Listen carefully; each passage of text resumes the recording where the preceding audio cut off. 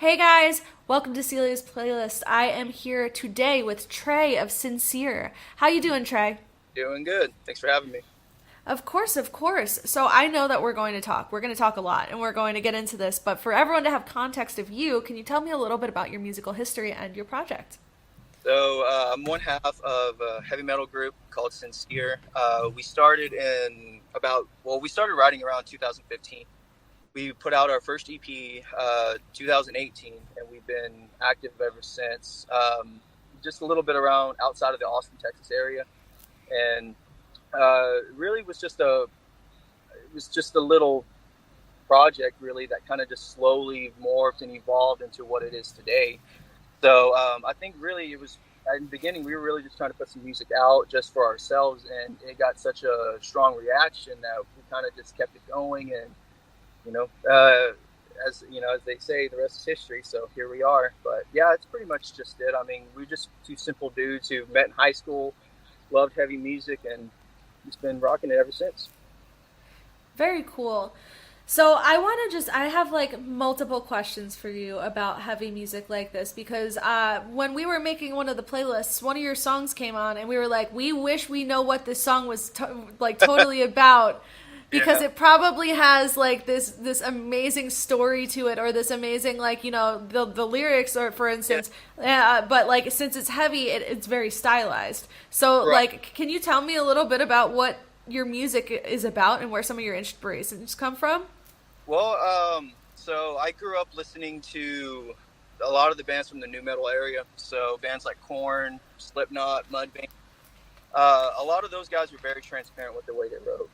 They didn't really hide behind any kind of like metaphors or any abstract thoughts. It was really just put what you're feeling out on paper, kind of thing. So that was kind of where I sort of just learned that. I guess it was for me. It was just a cathartic process of just getting all of that negative stuff out, which is why I think a lot of people when they hear it, it sounds angry and it sounds aggressive, and I think it's really just because like that's my therapy. That's how I'm able to get out all of those harsh feelings and thoughts. So a lot of it just comes from that, but to me, it's always been about what, in my opinion, what the music calls for. So if it's something really intense, just singing or just like talking over it isn't going to be enough. You need something to really match the intensity. So I think a lot of the time, with especially with some of our older stuff, it was really just about matching or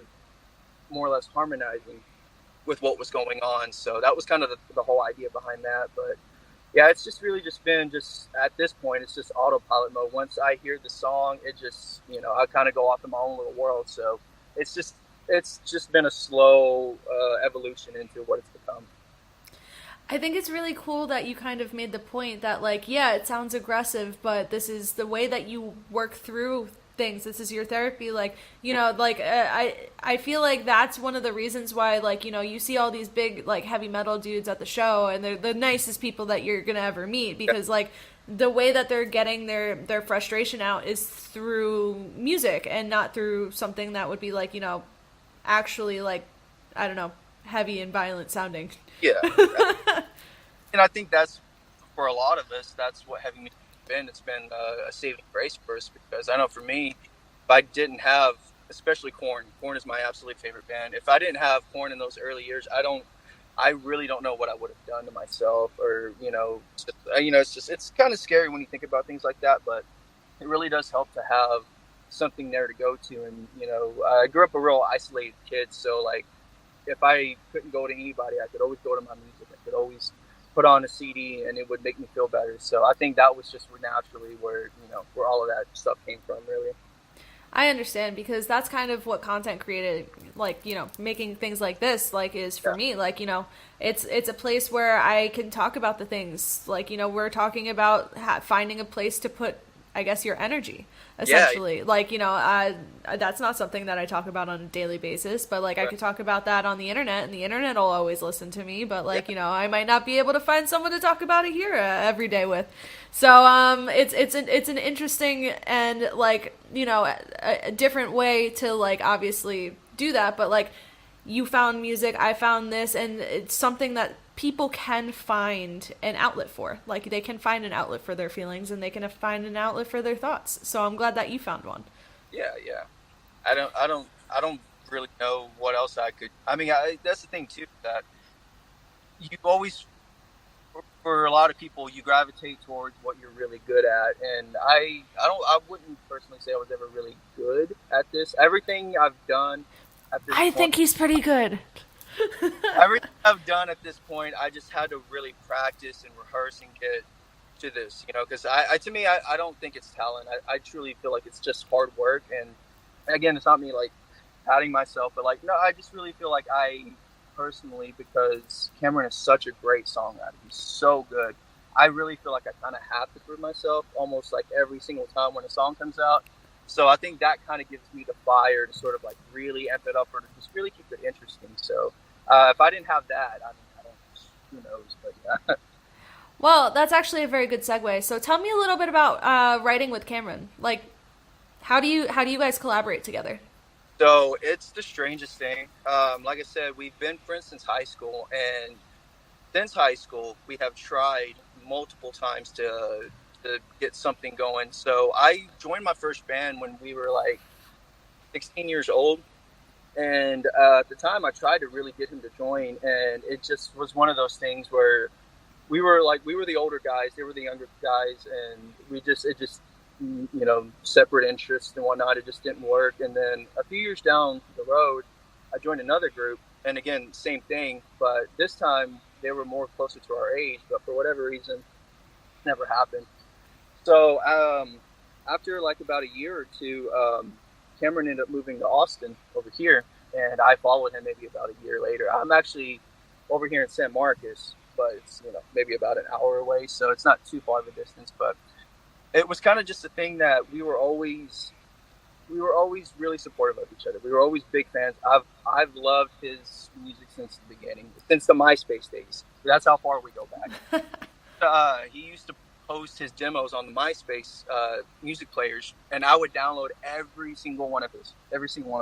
Loved it. I've always been a fan of his music, so I always knew I wanted to work with him. I just didn't know how it was going to happen. And then when I moved to San Marcos, I tried like hell to get a band going. I met a couple of different drummers, one guitar player. It just fell flat. And just out of nowhere, one day back in like 2015, Cameron just sent me this demo. He would always send me demos, but for whatever reason, this one day I was just like, I can kind of like hear like some lyrics, I can kind of like hear, and then 30 minutes later, I'm in my little closet booth, like recording a little demo. I send it to him. He went crazy.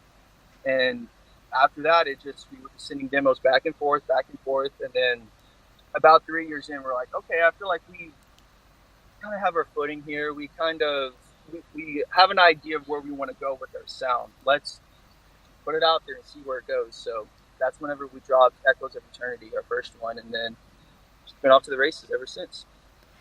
That's really cool. And I love that you have history. Like, because I feel like there's some people in my life that it's like, oh, I was at this thing that you were at like 5 years ago. And it's like, oh my God, like, there's lore there. There's so much lore.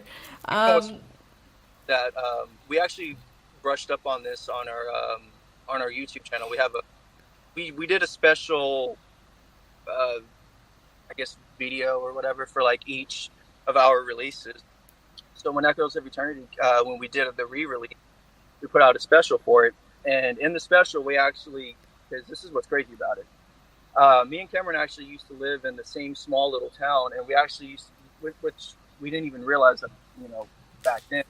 But he would actually live like a few blocks down from me. So a couple of years back when we were in our old town, we actually go around the streets and kind of reminisce. It's all on there for anyone who actually wants to, hear the whole story. But yeah, we've literally been like almost neighbors in high school and no idea about it. And then it's really, really weird how some things like come back in your life like that. Like that wasn't a lot of the music that we've written to.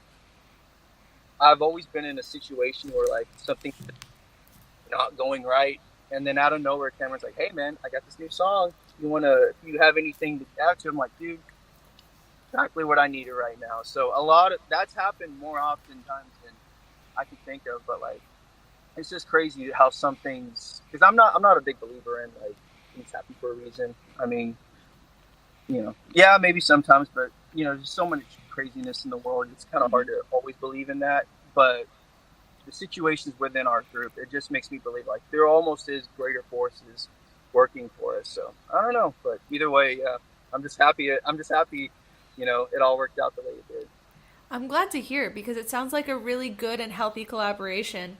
When you guys are writing, like, how do you guys divide up, like, the creative? Like, what does he bring to you, or what do you bring to him when you're putting a song together? So this is another really crazy thing about us. So since we've been friends in school, we have gotten together on multiple occasions to just jam.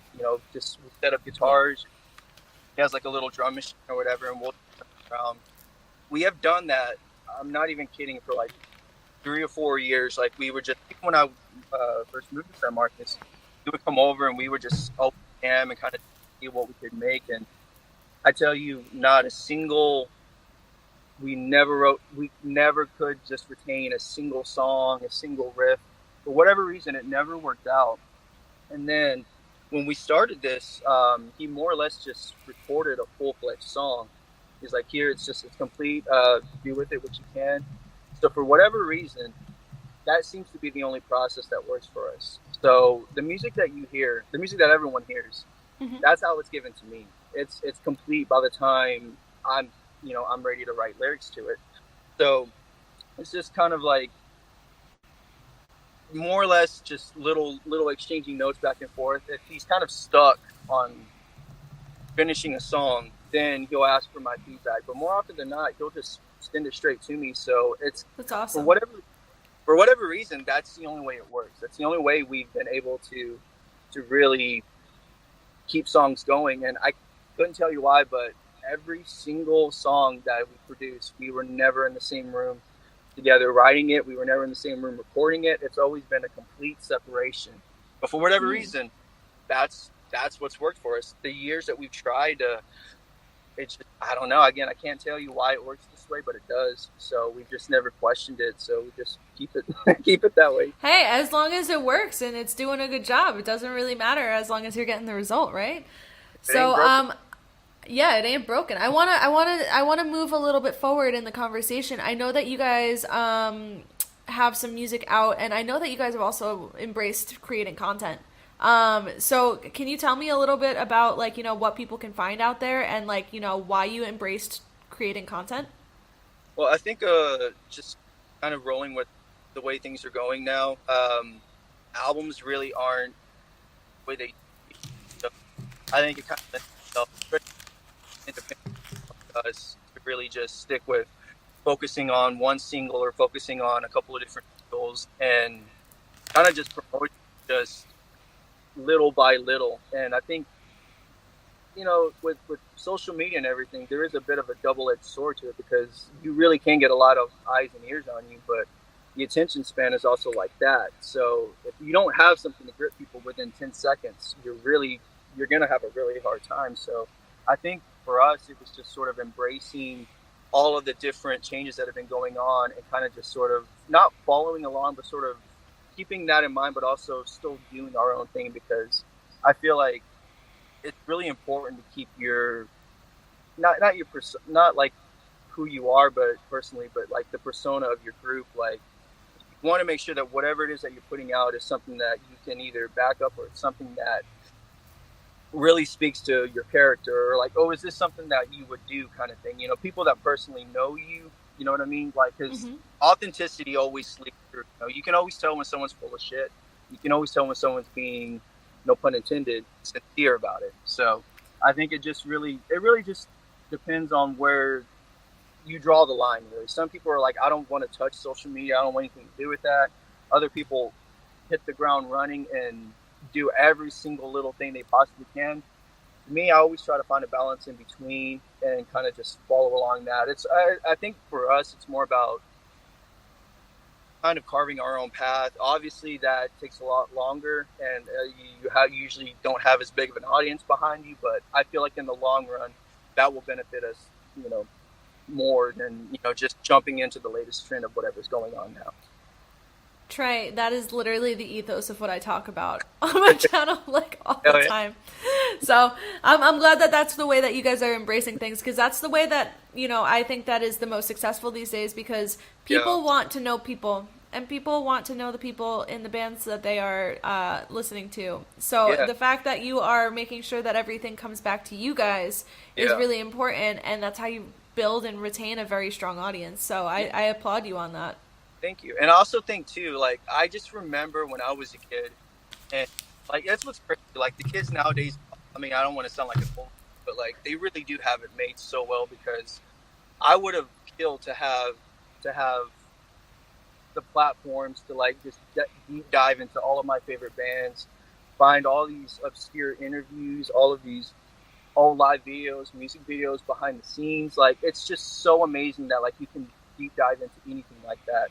So like I remember like myself as a kid like being a being just in awe. Like if I got a magazine with like Slipknot on the cover and I could read an Hmm. actual interview, like little things like that. So I always try to remember that whenever we're like pushing stuff forward, like how we with the way we present our content or whatever. I always try to remember that, because that was what always that's what always like that was the allure to me. Like when I was watching like Horn's home video or Slipknot's home video, like that was always the thing. Like you want to know more, but you also like Yep. there's just something about that I don't know.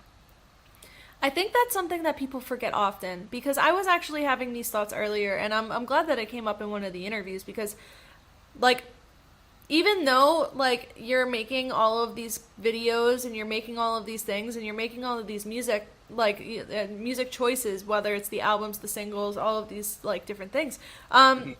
you may not see that manifesting in your immediate surroundings or your life, but online you might have some diehard fans like out Yeah, there that really love your music and really support you, but like, it's not someone that you're going to see walking down the street. So people get discouraged exactly. because like they don't see it immediately happening in their life.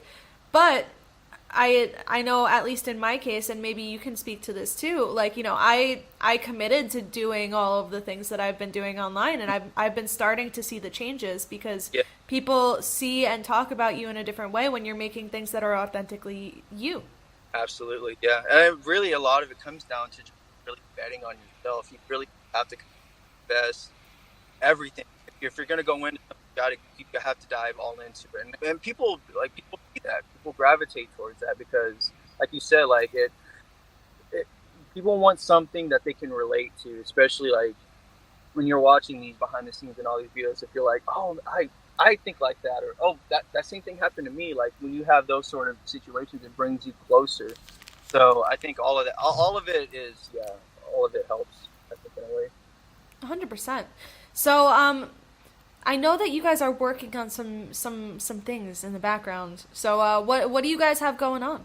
At So least, this should be coming out in like the summer.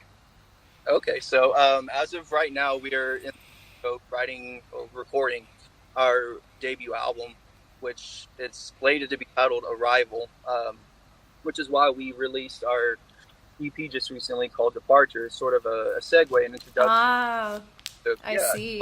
Arrival. Yeah, yeah. So originally, it just started out as that. Originally, we just wanted to put out an EP, 5 or 6 of our like best songs, and that was kind of it. And then just over time, the songs just started pouring out, and before we knew it, we had like 12 or 13. We're like, these are all good. Like, I mean, we can't just put them all out, but we Hmm. can't just let these all sit here. So like, it was kind of a toss up of what we were going to do, and I just feel like at this point, we're 5, almost 6 years into the game. You know, all of the knowledge we've accumulated from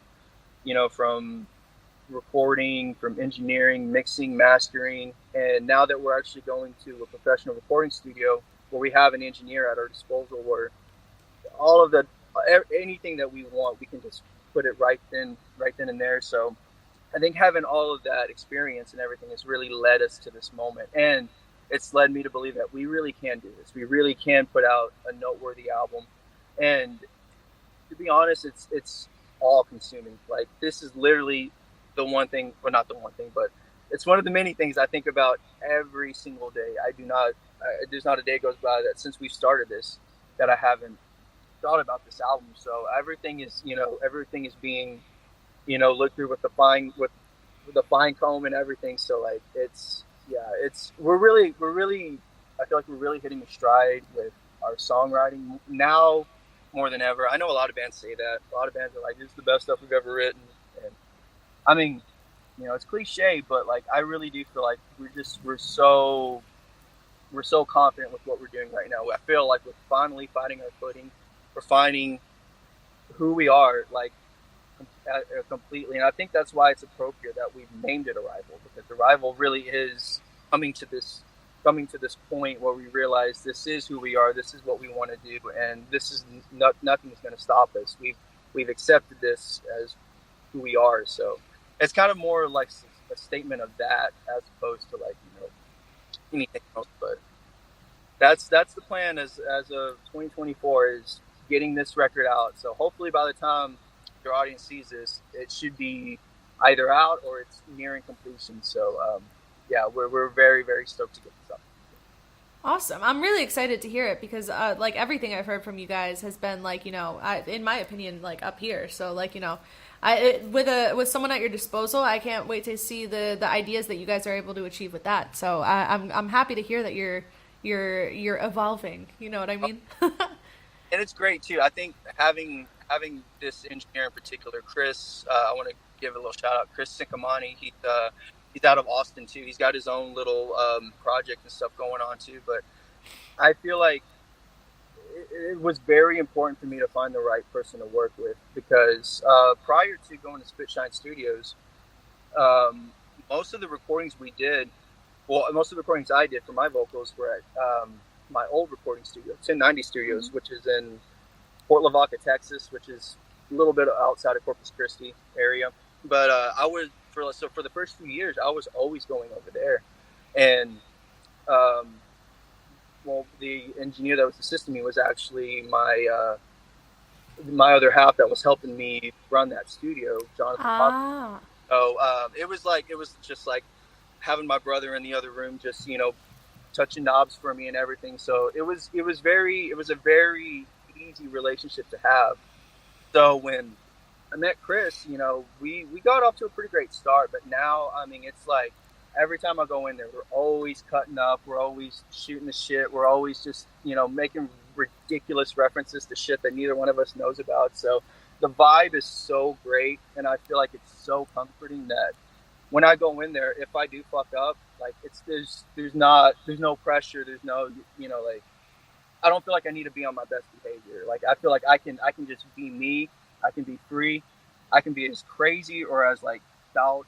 However it Mm-hmm. is I want to approach it. He's totally 100% on board with me, and it's great too to have someone there who's not afraid to tell you, yeah, maybe you need to do that again, or yeah, that's not going to work. Like you need somebody to not sugarcoat shit for you. So I'm so grateful I found him, and we've had such a great relationship, and I think it also helped too that he's not really a metal guy. So it's Mm.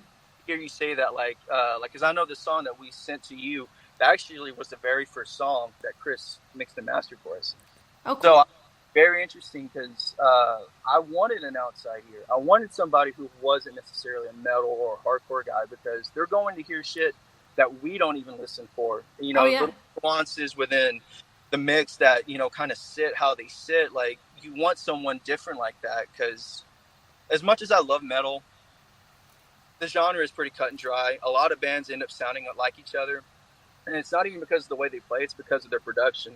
Yep. So was very important. So I think now that we have him, and now that he's getting very well in tune with how we play our style, because he notices the stylized Oh, yeah.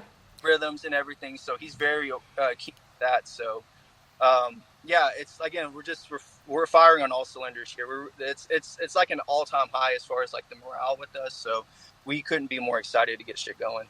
Oh, I'm excited to hear this, and it's actually the same approach that he does that I do with my clients as like a video producer, because I have like certain clients that they know I'm gonna tell them if they did something wrong, or like Yeah, in the editing, you see that I like picked up on the nuances of what their band does, so like the cutting matches the way that the band represents themselves. So I take those initiatives as well because I prefer, like, not that I don't want new clients, but I prefer to work with the same person multiple times because right. then I already know who they are at like a base level starting the project instead of having to figure it out by the end of the Yeah, project. So I'm glad that you have someone that you can trust and that you can build that with. But with that being said, I got to move to my last question that I ask everybody. all right. And you could take this in any direction that you'd like. So, if you had advice for someone that's getting into music now, what would be your advice? Ooh, okay. My advice would be, and I think this is probably just from my past experiences, don't half-ass anything. Don't settle for less than what you want. I think to me that is the most important thing. Whether it comes to working with others in a band, whether it comes to production, style, songwriting, we'll get it later in the mix. We'll deal with him for now, and then we'll find somebody. Cut it, cut it. Don't settle for anything less than the best, because you can waste a lot of time on somebody, on something, and then one day it just may not be there anymore, and then you're back at zero. I feel like if you want something, you gotta just go all in with it. I mean, I think that's really all I got. I mean, yeah, I think it's so that's good hard. advice. That's very good advice. Thank you, thank you. Yeah, I mean, I just, like we were talking about earlier, it's with this business ever changing, evolving so rapidly, even just the last few years, it's hard to really pinpoint what's the most important way to navigate things. But I would just say, yeah, surround yourself with like-minded people and just don't settle. Don't settle. That's some 100%. stuff. Yeah. I agree. I agree. So, Trey, where can they follow Sincere? Where can they find your music? And yeah, where can we see Sincere? Pretty much, our username is the same anywhere. I know the links are a little crazy now. Sincere.music, pretty much anything. Sincere.music.bandcamp.com. Twitter.com/sincere music. I still call it Twitter. I don't care. It's Twitter at Yeah, heart. it is. It really is. Facebook, pretty much anything. And the cool thing is that if you go to any one of our social media sites, we have a link tree set up. So you have links to literally every single streaming platform, our YouTube channel, our previous podcast episodes, anything you want to know about us, it's all there. So pretty much just search up Sincere, Google, we'll be up there. I know there's a movie called The Sincere, but we'll be right beside it. We'll be right there. That's really funny. Thank you so much for hanging out with me today, Trey. I know that we had an awesome conversation before the interview, but we also had an awesome conversation in the interview. I had a blast. Thank you so much. And again, like, I'm sure other people have told you this, but like, you're so awesome for doing what you're doing for other bands. Like, stuff like this is the shit that I dreamed about doing, like when I was younger, like being interviewed and talking about my music and stuff. It's like a dream to me. So I just want to say thank you for all your hard work. We really appreciate all the shit you do for us. Thank you. Oh, thank you so much. I've been really trying real hard to do right by everyone and make sure that Yeah. I can figure out a way to have everyone kind of be able to get their story out there. That's my whole thing, helping people get their stories out there. Yeah, for sure. So, guys, make sure you guys follow Sincere, and I will see you on the next interview. Bye, guys.